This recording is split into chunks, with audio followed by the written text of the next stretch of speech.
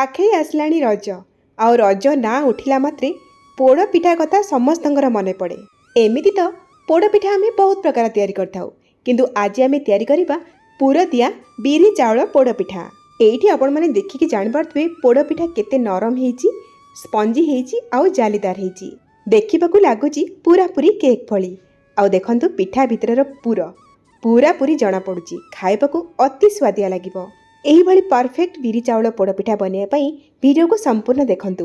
नमस्कार, लता ओडिया किचन रे आपण समस्तंकु अनेक अनेक स्वागत। बिरी चाउल पोड़ पिठा बनिया पई प्रथमे गोटे पात्र रे मेजरिंग कप रे मापिकी एठी मु नेची गोटे कप चोपा छड़ा बिरी डाली, जहा कि ग्राम्स रे 200 ग्राम रो अछि। एठी आपण माने चोपा लगा बिरी डाली मध्य नै परिबे। आमे जो बैटर बा आण तयारी करिबा सेटा भले भाबरे फर्मेंटेशन हवा पई आमे एठी आधा छोटे चम्मच दबा मेथी। आउ एठी देखंतु आउ गोटे पात्र नेची, आउ से सेम मेजरिंग कप रे मापिकी 1.5 कप आमे दबा घरे थिबा नॉर्मल अरुआ चाउल। बिरी चाउल पोड़ पिठा एकदम नरम आउ स्पंजी तयारी करिया पई बिरी चाउलर मापटा सठिक रहिबा दरकार। गोटे जगह को आपण माने सेट करंतु जोथिरे कि आपण माने बिरी चाउल को मापिकी नेबे। जेतिकी आपण माने बिरी नेबे तार 1.5 गुणा आपण नेबे अरुआ चाउल। एबे आमे बिरी चाउल रे पानी देकी बिरी चाउल को 4 ରୁ 5 थर भल भाबरे धोई नबा। आउ एथिरे पुणी भल पानी दे दबा आउ कवर करिकी 5 ରୁ 6 घंटा पई बतुरेया पई छाड़िबा।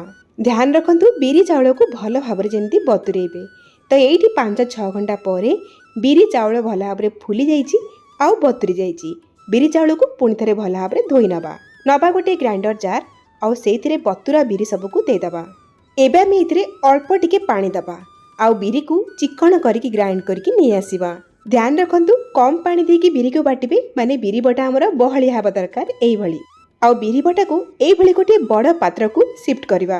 एबे आमे हाथ को भल भाबरे सफा करिबा आउ बिरी बटा को 3 ରୁ 4 मिनिट पर्यंत गोटे डायरेक्शन रे मिक्स करि नबा। एमिति करबा द्वारा बिरी बटा एकदम हालुका हेजिबो, जोथि पई कि पिठा एकदम नरम आउ जालीदार तयारी हबो। दर्शक बंधु, आज रेसिपी जदि आपको पसंद आछि वीडियो को लाइक करेंगे, शेयर करेंगे। चैनल रे आपण माने जदि नुआ ताले प्लीज सब्सक्राइब करनेबे। फेसबुक पेज रे देखुतले फॉलो तो निश्चय करेंगे। बिरी बटा को भल भाबरे फेणी सारला परे से समान ग्राइंडर जार रे आमे बतुरा चाउल सब को दे दबा आउ एथिरे मध्य अल्प टिके पानी देकी आगु आमे बाटी आनिबा।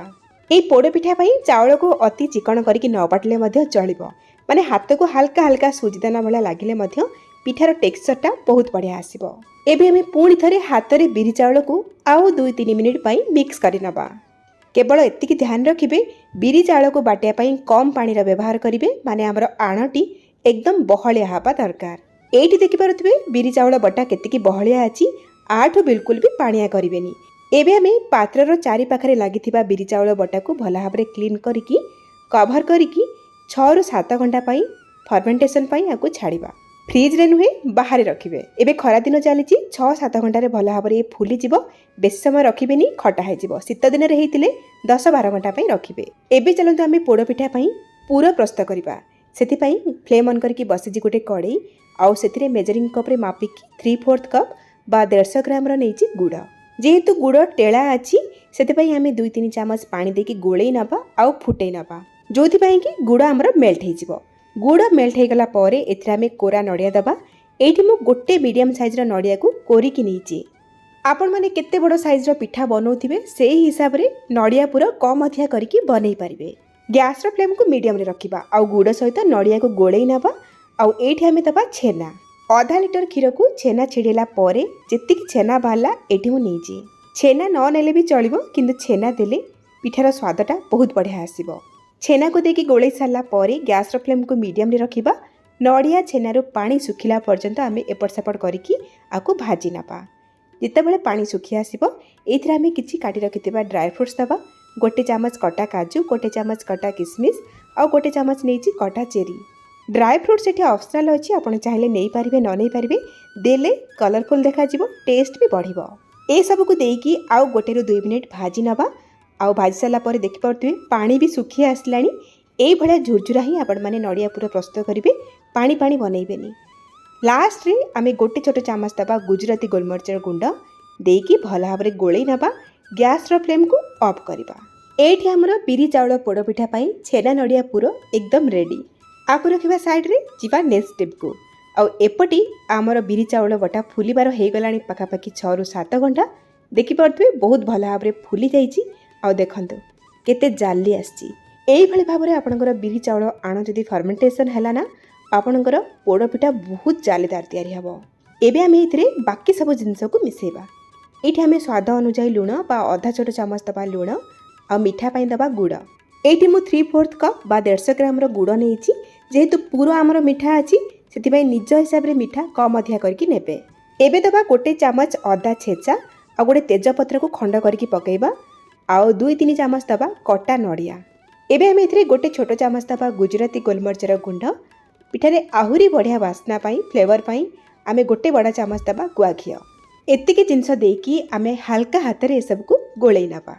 बहुत जोर जोर से गोलेबेनी कहीं आमर बिरी चाउल आणरे जो बबल्स गुड़ाक आसी से बबल्स गुड़ाक नष्ट हो जो कि पिठा आमर बेसी जारीदार बनबनी। हल्का हाथ में गोलेबे जमती आमर गुड़ बाकी जिनस सब मिक्स हो। चेष्टा करेंगे गुड़ को गुंड करके ग्रेड करके बा मेल्ट करके नेबे जो कि अति सहजरे ये बैटर रे मिक्स हो। बिरी चाउल पोड़पिठा आहरी स्वादिया लगे एथिरे आम गोटे छोट चामच दबा पान मधुरी मन करके पकेबे बहुत बढ़िया टेस्ट आसीबो। सबको गोले सारा पर देखिपे फाइनाल कंसिस्टेंसी ना बेसी मोटा ना बेसी पतला मीडियम अच्छी यही ही रखिए बैटर कंसिस्टेंसी। पिठा बनवाई आमर आण बा बैटर तैयारी होगला आपको साइड रखा। आज बिरी चाउल पोड़पिठा को मु कड़ई रे पोड़बी आपण मैंने डेक्ची बा प्रेसर कुकर नहीं पारे जहाँ भी पात्र नौकरी मोटा देखिकी नेबे। जेहेतु बड़ साइज पिठा मु तैयारी करुच्ची सेथिपाई पिठा तलू न पोड़ी जापाई एठी मु कदली पत्रर व्यवहार करुच्ची।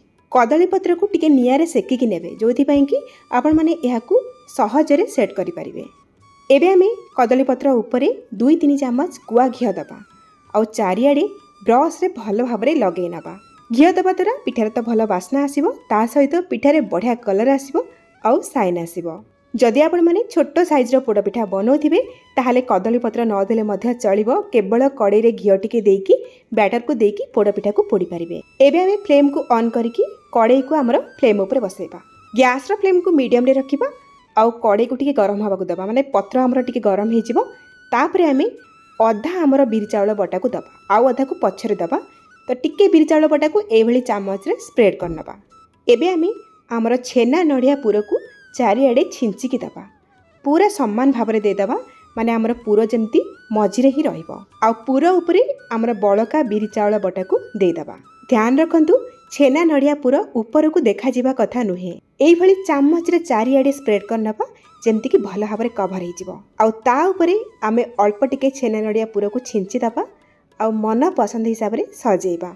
एठी मु चेरी कटा नड़िया काजू देकी सजई नौची। जेते सुंदर करके आमे पोड़पिठा को सजेबा ना देखिबा को बहुत बढ़िया लागिबो आ खाइबा को मध्य इच्छा हबो। तो एठी देखंतु सजई सारला परे ऊपर आउ 2-3 चामच गुआ घी को देदबा जोथि पई कि पिठा ऊपर मध्य बहुत बढ़िया ग्लेज आसीबो। एबे आमे भलो भाबरे कवर करनबा जेमिति कि चारि पाखरु किछि भी फांक रहउ नथिबो। जदि लीड रे एभली होल थिबो आपण मन ताको बंद करि नियंतु। एबे आमे गैस रो फ्लेम को स्लो करिबा। ध्यान रखंतु हाई करिबिनी नहले पिठा तळु बहुत जल्दी पोड़ी जिवो। स्लो फ्लेम रे आमे 45 ରୁ 50 मिनिट पर्यंत सिझिया पई बा पिठा को पोड़ी हवा पई छाड़िबा। 40 मिनिट रे थरे मु चेक करथली कवर काढिकी पिठा हेई नथिला मझिरु कंचा थिला। एबे पाखापाखि 50 मिनिट हेई जाईची कवर काढिकी देखिबा। पिठार मझी भाग को एई भली भाबरे इंसर्ट करके देखिबे जदि कंचा बिरी चाउल बटा किछि लागोनी जानिबे पिठा हमर बहुत भल भाबरे एठी सिझी जाईची। आ ता छड़ा पिठा हेई आसिले ऊपरटा पूरा टाण लागिबो पिठारे बढ़िया कलर आसीबो आ पिठा चारि साइड रु छाड़ी आसीबो। मते 50 मिनिट लागिची आपन को कम समय लागि पारे अधिका समय लागि पारे पिठार साइज ऊपर रहिला। एबे में गैस रो फ्लेम को ऑफ करिबा पिठा को बाहर को नै आसीबा आ पूरा ठंडा करिबा। पिठा पूरा ठंडा हो गला परे गोटे प्लेट को ऊपर देकी पिठा को एई भली भाबरे ओलटै नबा। ध्यान रखंतु पिठा को गरम थिला अवस्था रे बाहर करबिनी भांगी जाई पारे। एबे हमें कदली पत्र को पिठा ऊपर बाहर करनबा। जेहेतु पोड़पिठा ऊपर हल्का हल्का कलर आसिले जाइकी पोड़पिठा देखा भल लगे खाइबा भल लगे आ बास्ना भी बहुत बढ़िया आसीबो। तो ये देखिपे पोड़पिठा आमर बेसी पोड़ी जाइनी हल्का हल्का पोड़ी जोटा कि एकदम परफेक्ट अच्छी। आ देखंतु पिठार चारि पाख केते सुंदर कलर आसी आ पोड़ी मध्य भल रही। वीडियो रे दिया जाइथिबा सब छोट छोट टिप्स को आपण जदि फॉलो करके पिठा को बनैबे आपणकर पिठा मध्य एई भली परफेक्ट तैयारी हबो। आ पिठा को काटला बेले ही आपण माने जान परथिबे ପିଠା କେତେ ନରମ ତିଆରି ହେଇଛି। ବହୁତ ବଢ଼ିଆ ପିଠା ବନିଥିଲା, ଖାଇବାକୁ ସ୍ୱାଦିଷ୍ଟ ମଧ୍ୟ ହେଇଥିଲା। ତେବେ ଆପଣମାନେ ଏଥର ରଜରେ ଏଇ ବିରି ଚାଉଳ ପୋଡ଼ପିଠାକୁ ବନାନ୍ତୁ। କେମିତି ଲାଗିଲା ଆପଣଙ୍କ ଅନୁଭୂତି ମୋ ସହିତ ସେୟାର କରନ୍ତୁ। ତାହେଲେ ଆଜି ପାଇଁ ରହୁଛି, ପୁଣି ଆସିବି ଆଉ ଗୋଟେ ନୂଆ ରେସିପି ନେଇକି। ସେଇ ପର୍ଯ୍ୟନ୍ତ ରହିଲି, ନମସ୍କାର, ବାଏ, ଜୟ ଜଗନ୍ନାଥ।